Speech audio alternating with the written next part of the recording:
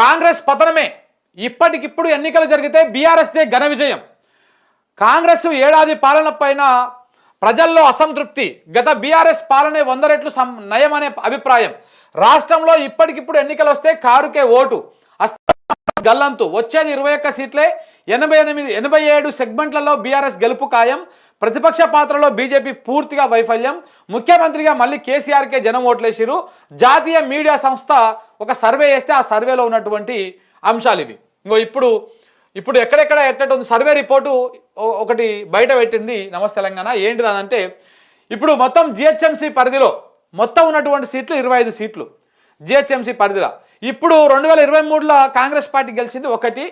ఇప్పుడు ప్రస్తుతం అంచనా వేసేది 1 కూడా రావాలి, 0 వస్తుంది. ఏది జిహెచ్ఎంసీ 25 సీట్లల్లో.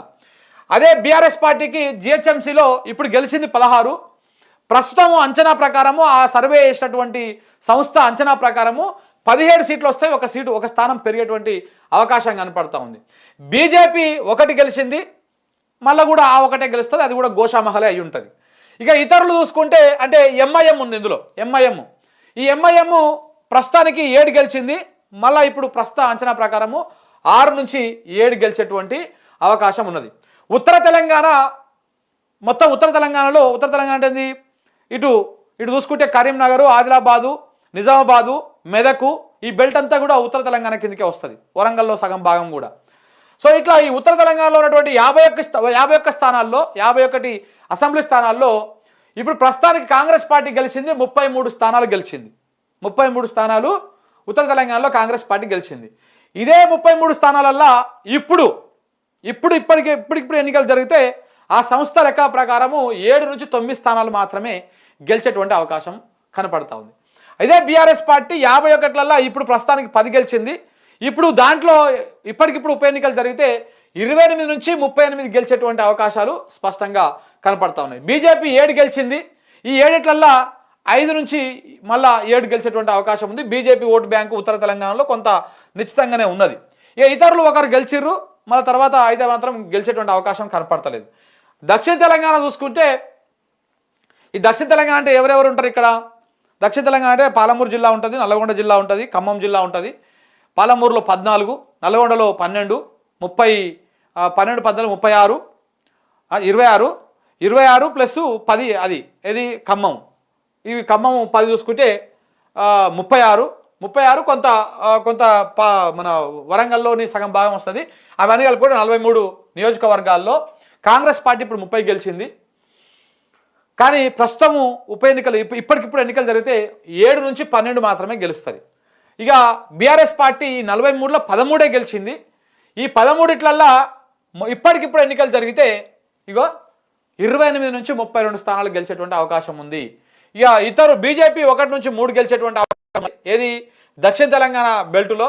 ఇక ఇంకెవరు గెలిచలేదు. ఈ లెక్క ప్రకారం చూసుకుంటే ఇప్పుడున్నటువంటి అధికార పార్టీ కాంగ్రెస్ పార్టీకి ఇప్పటికిప్పుడు ఎన్నికలు జరిగితే 21 నుంచి 23 స్థానాలు వచ్చేటువంటి అవకాశం కనపడతా ఉన్నది.